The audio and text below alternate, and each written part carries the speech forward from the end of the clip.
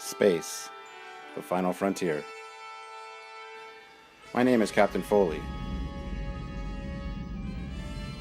and these are my adventures.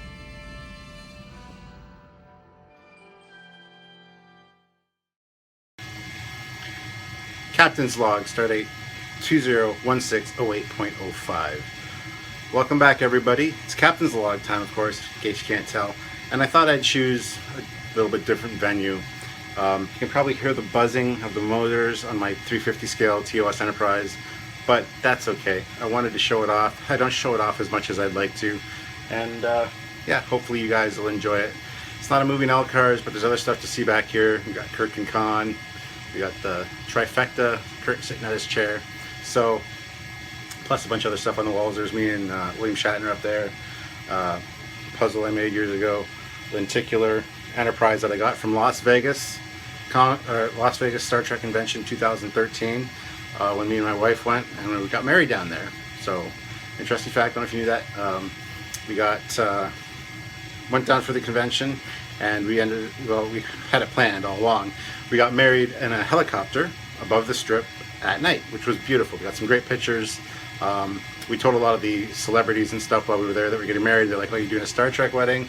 And we're like, "No," and they're like, "Oh, well, that's probably good because it's kind of tacky." But so there you go. Yeah, include something from Las Vegas because I can't be there this year, which is a shame. I'm seeing everybody's posts and pictures from it. A lot of the people that are in my normal feed are there, and it's kind of bumming me out that I can't be there as well, but I'm there in spirit. I would love to just be there to represent Trekyards, or at least walk around and have people recognize, hey, Captain Foley, because that's the one place where that would happen, more so than a comic book convention or something. So anyway, I'm kind of bummed out that I'm not in Las Vegas, but what are you going to do, right? Next week on Thursday, heading to Ticonderoga, New York for Trekyards. So we'll be there the Friday, Saturday, Sunday. I have a panel. Trekyards has a panel. Samuel will be Skyping in on Saturday at 1 o'clock, talking about 50 years of a ship called Enterprise. So check that out. Also, London City Comic Con for London, Ontario, where I live. September 23rd to the 25th, I believe. I think those are the right dates. It's a weekend. They've also invited Trekyards to be there, so there'll be a Trekyards panel there on Saturday as well. Not sure what time or what the topic's going to be. Probably 50 years of Trek and why the Enterprise icon is, or the Enterprise design is so iconic, something like along those lines, I think. So stay tuned for those convention appearances and things. Couldn't make it to Las Vegas, which is a shame, but a few things I want to shout out real first. Ken Molly sent me some certificates. Now, he's a gentleman from Dublin, Ireland. Hey, Captain. This was May 24th, 4 days before my birthday that this was done. They came in before the Mission America trip, and I keep forgetting to mention them. So, hey, Captain, here's the model I promised. Happy birthday, enjoy. He gave me one of his old model kits. In the vein of Kirk and his Kirk Fu, I have included two honorary black belt certificates for you and the commander. Officers of the fleet must be able to protect themselves on away missions. They are purely ornamental, so I wouldn't go ringing you up to ask you if you want to fight for this or that. But if you find any time in Dublin, you're more than welcome to drop in for a workout. Regards, Master Ken Molly, 8th Dan, founder of True Dare Seorsi kickboxing system. P.S. I don't know Samuel's address. I would be obliged if you could pass it on. Thanks. So he sent certificates. A Dan certificate. Captain Stuart Foley. There's no R, which there's a story behind that, but Honorable First Dan and the date signed by him. There's also one for Commander Cockings as well, which I really should have taken and given to him on the Mission America trip, but completely forgot about it. So I messaged him and said that's great and awesome, but you spelled my name wrong. So he said he had his daughter doing them up for us, so it was her that spelled it wrong. So he did a video from his house, and his daughter was at the table rewriting one for me to do it correctly, and that came also. So there it is, my Dan certificate for that. So thank you very much, Ken. That's much appreciated and very, very cool. Commander Cockings, I'll get yours to you at some point. Now, it's kind of ironic because my brother is I believe it's 5th degree black belt, 5th Dan for Butokakai karate. He has his own Foley's family karate. He teaches karate and is just awesome. My dad's also, I think he's a 4th degree black belt. My brother's kind of exceeded my dad now. So anyways, just wanted to point that out, that I've been raised around that kind of thing. My brother used to show me demonstrations on how things worked and why, and so yeah, karate's not a new thing to me. So thank you, Ken. That's awesome.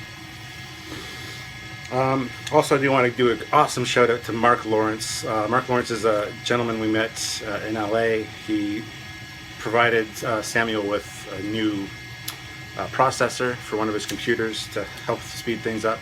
He's also sent me a solid state 5 terabyte hard drive, external hard drive, to clear off my computer because it was full. I had maybe 30 gigs left of like 700 gigs I think that my computer has. So that's awesome. He's also gave me a really cool USB drive, 64 gigabyte, and he's also provided Samuel with an external drive as well. So Mark, thank you very much. Those donations are much appreciated. A lot of people that can supply equipment, things like that, that's awesome. Just let us know. We would gladly accept those, and thank you so much. You're awesome. So now I guess I got to talk about Discovery and whatnot. Firstly, though, I just want to talk about the Franklin Mill Crick. We had the opportunity to speak with Sean Hargraves, who designed the Franklin and also the Starbase Yorktown and the new Enterprise A. So he is now a new special guest on TrekYards. So stay tuned for episodes from him talking about the Franklin and the Yorktown and Enterprise A. We released a sneak peek, or a first look at the Enterprise A concept sketches yesterday in a mission briefing format.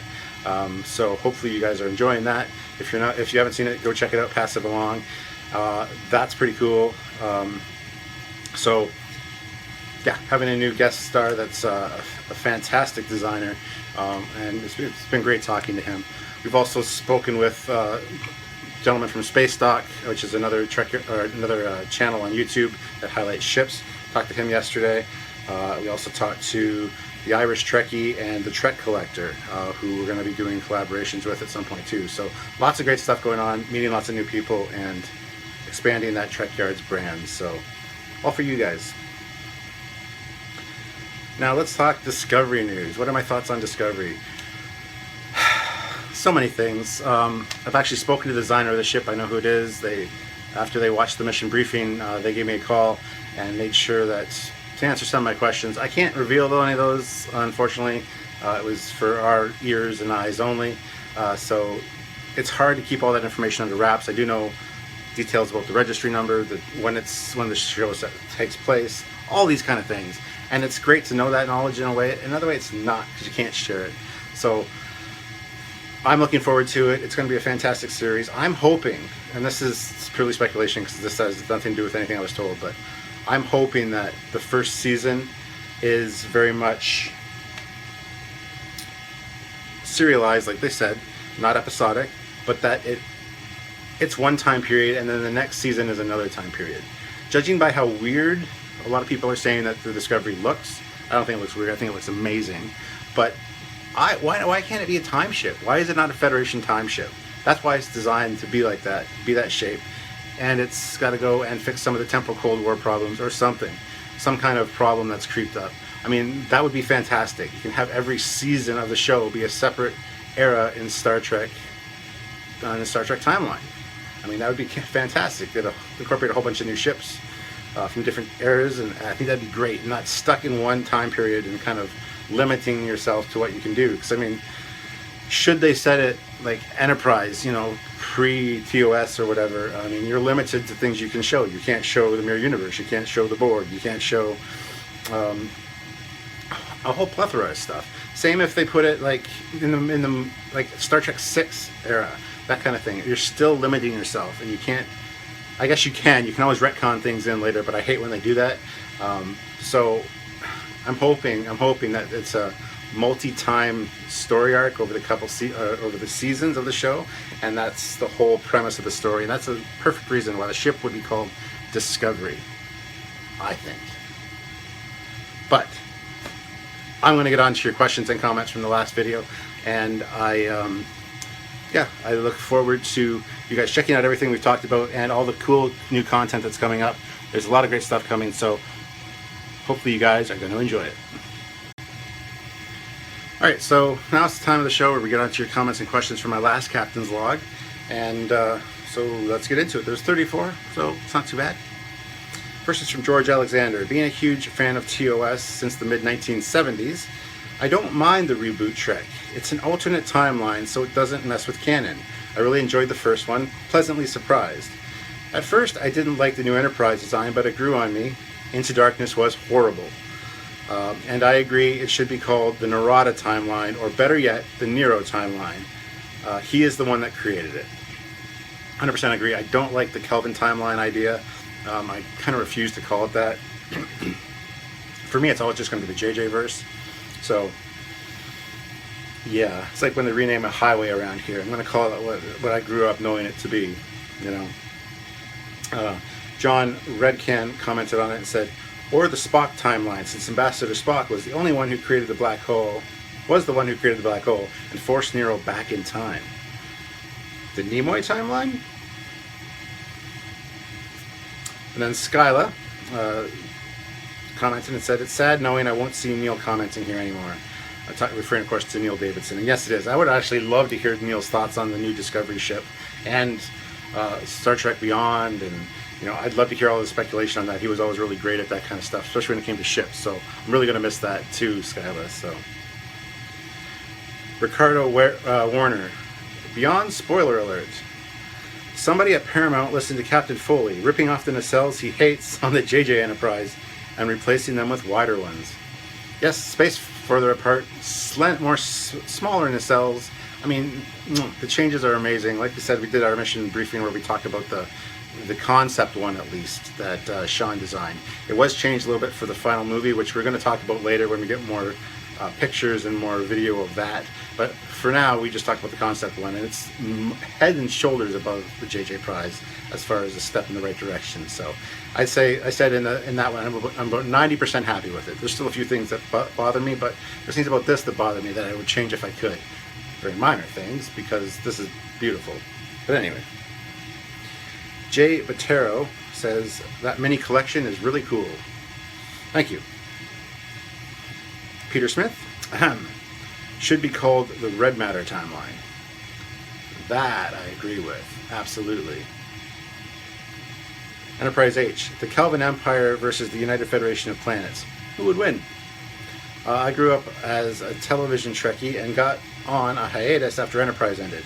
I watched Star Trek 2009 on television, and I recall it being somewhat entertaining, but forgot all about it. Star Trek Axanar reignited my passion for Star Trek, and it is the reason that I cared enough to support Beyond in the first place.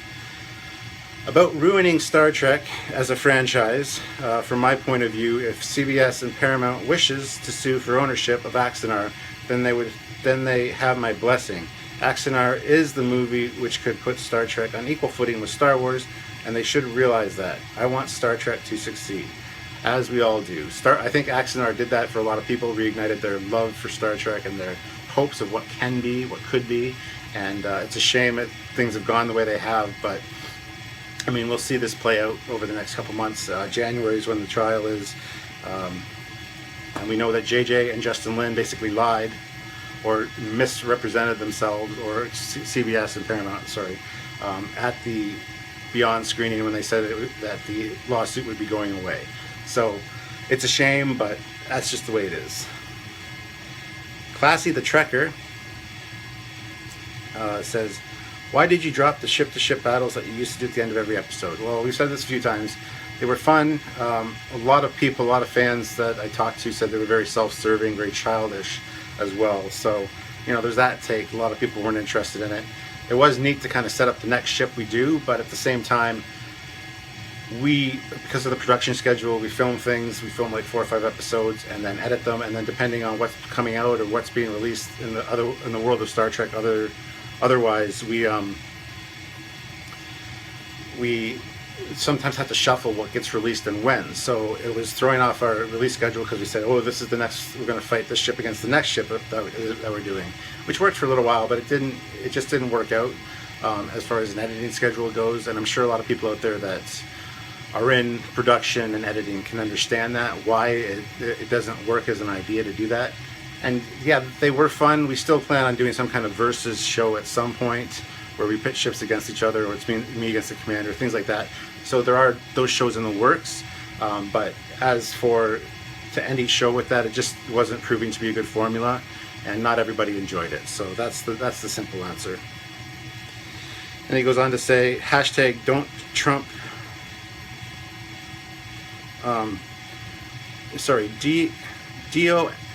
Donnie Trump bomb Bajor. Hashtag Donnie Trump bomb Bajor. Yeah. K-Shade. I do not understand, Captain. You say that Samuel was a nice person, yet he was hitting you in almost all of your vlogs. Are you perhaps experiencing a form of post-traumatic stress disorder? Yes. I was actually very much abused. I was forced to make those vlogs and appear happy. If you'll notice in a lot of the vlogs, I will be filming and he will just be strolling behind me, keeping an eye on me. It's creepy. Now that I'm free, I can be more myself. And yes, I was very both emotionally, physically, and in every way, I was just abused. I mean, I was physically abused, I was emotionally abused, I was mentally abused, I was just picked on incessantly. So thank God he's back in England. Whew. No, just kidding. Mark Lawrence, we were just talking about Mark. Thank you for commenting, Mark. I rolled so many of those posters for them last year for the Kickstarter perk fulfillment. It was fun hanging out with them, though. Diana has everything so organized, so sorting and packing went smoothly. Yeah, we posted a picture of Samuel, myself, and Mark the day we left LA. The morning he came to meet us for breakfast. So we got a picture of ourselves, and I posted it on the Axonar page because Mark was wearing his Axonar shirt.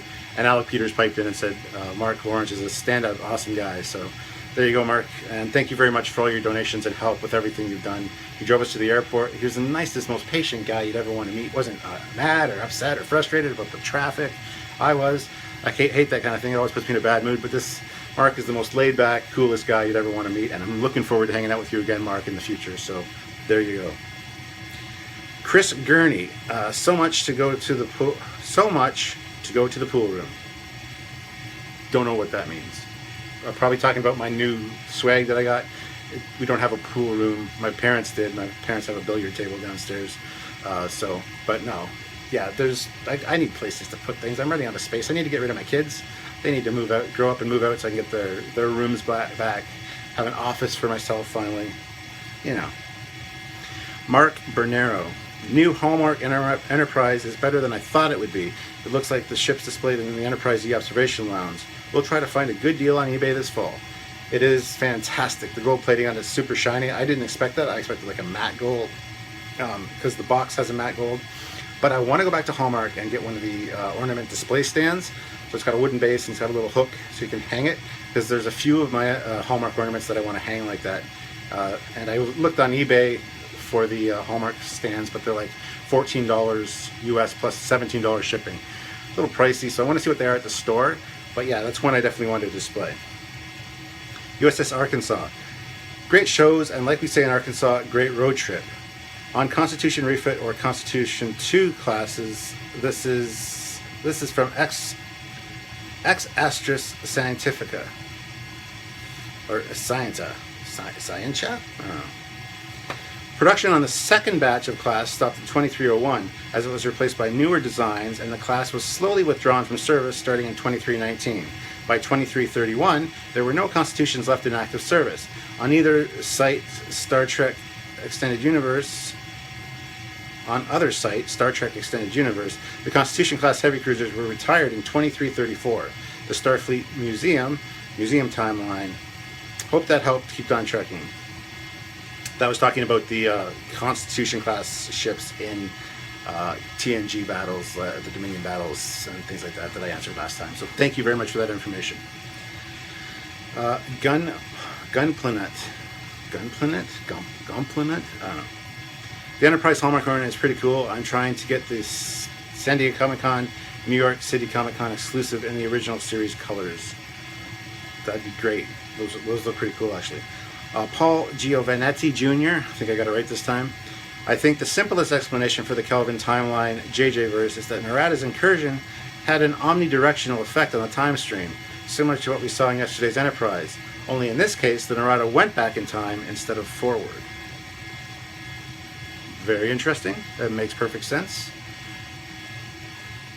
Yes, that gets a Captain Foley approval thumbs up.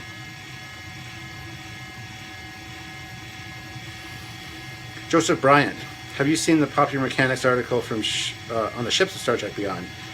Yes, and the cutaways. Among other interesting things, it settles the size controversy by establishing the length of the JJ Enterprise at around 240 meters, assuming the Franklin is 60 meters. Sounds about right. The Franklin was 200 and some odd feet. I don't know what feet is in meters. I don't have a conversion thing in my head. It's probably very simple.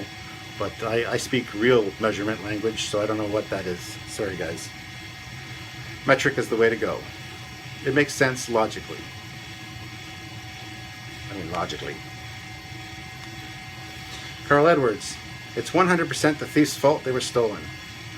Referring, of course, to the tube of posters and stuff that we had stolen at LAX. I said it was probably my fault because I told Samuel not to put it in his luggage. It's probably Samuel's fault because he set it down somewhere and we lost track of it.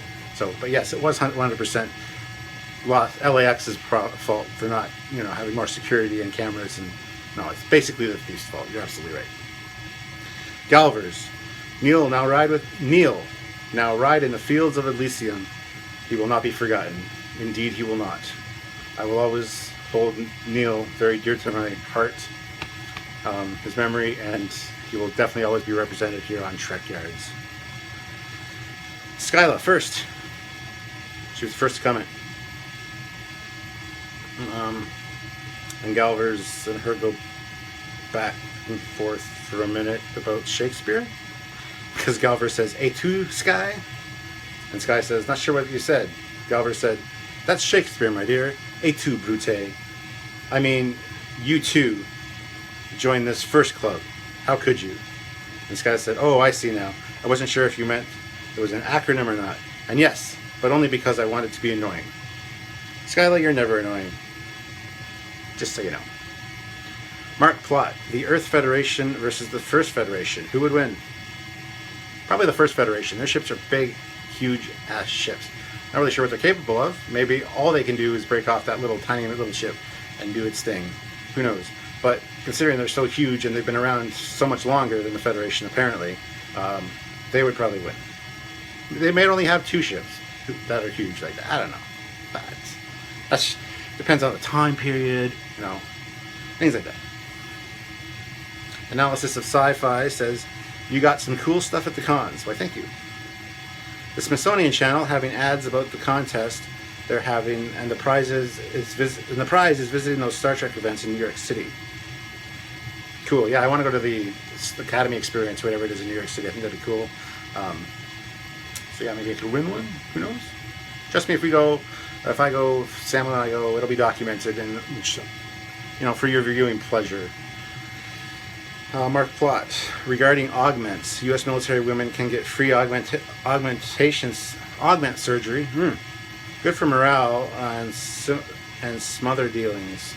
Wonder if Starfleet adopted this. Oh, talking about my Star Trek Online women, how I augment them, but not con-augment-ish. Yeah, Starfleet should have that policy. Gonna get me in trouble, Mark.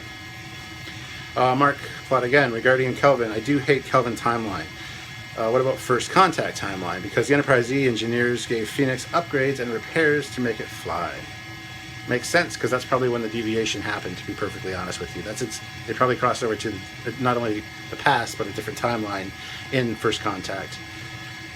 And that spawned the whole NX era, the whole Captain Archer, because Picard even said, you know, this is the 5th ship to bear the name Enterprise for the D.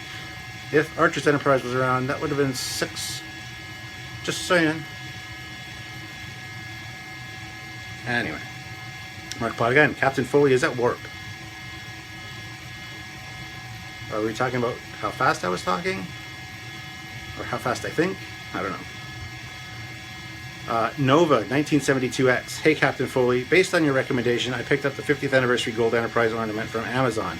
It looks really nice in person, and photos and videos just don't do it justice. A must-have for anyone who collects the Hallmark Star Trek ornaments for sure. Absolutely. Yeah, the pictures and video do not do it justice. You need to see it in person. The sound is incredible on it. The gold plating's amazing. Watch for fingerprints. That's the problem. But yes, since it is the 50th anniversary one, it is a must for any Star Trek collector. Absolutely. Captain Thomas Miller says, there was a Constitution-class refit at Wolf 359. You can see its remains as the Enterprise D passes by. Yes, this is true. Absolutely. I think I got confused when I was answering the question last time. I was talking about TOS connies, if there's any of those left, and I said the museum, and so yeah, but I think that there was at least one refit there, yes.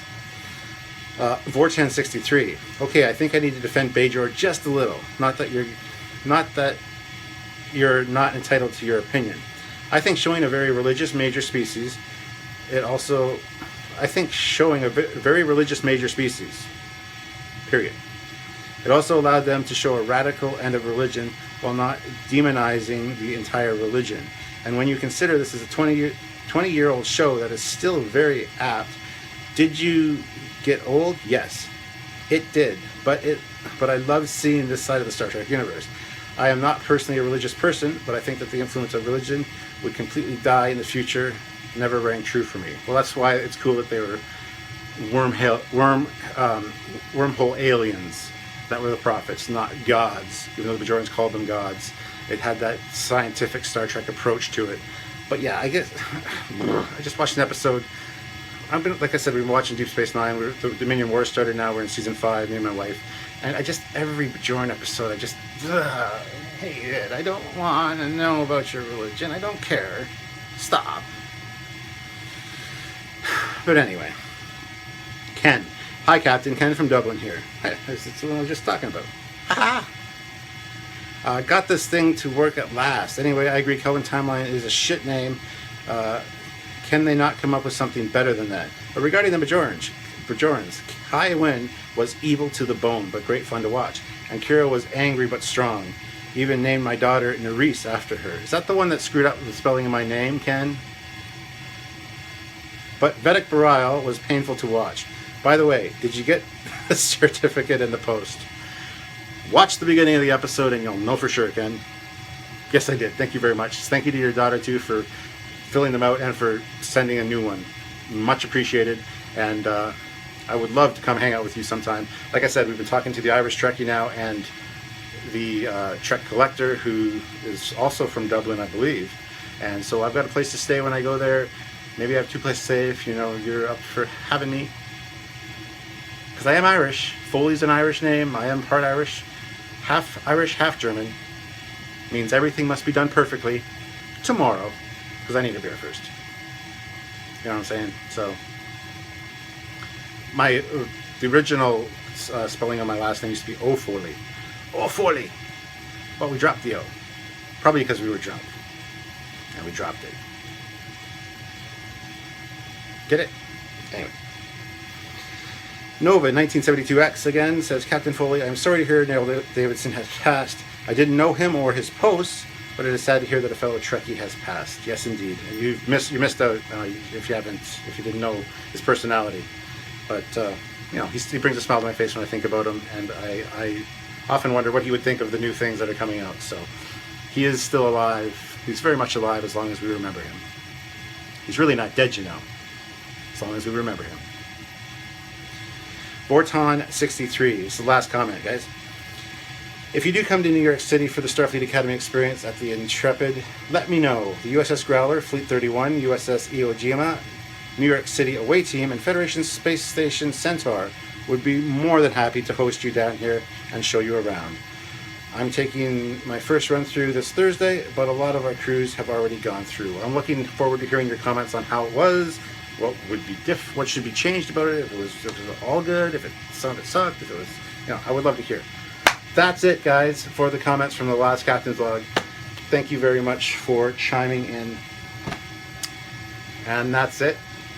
That's all. I don't think I'll be doing a Captain's Log before I go away to Trek Condoroga, although I might film some vlogs while I'm there again, much like very a la the Mission America tour. Didn't mean Allah like the God Allah, but Allah. Never mind. Just I might film some stuff while I'm down there. Because my brother's going, my oldest brother, the original Captain Foley, as I call him, because he's older than me. He's the reason I like Star Trek. Him and my brother Sean used to play Star Trek all the time, and I was young and I wanted to be like my older brother, so I got into Star Trek. And who knows what I would like and be interested in had I not had his influence in my life. So thank you very much, Steve. He will be there. You'll probably get to see him on one of the videos. He'll be a goofball probably, and make fun of me maybe. Who knows? Who wants to see that? Probably everybody. But yeah. Anyway, so that's it, guys. Hope you enjoyed my 350 refit model. I enjoy showing it off all the time, and hopefully you guys enjoy seeing it. But there you go.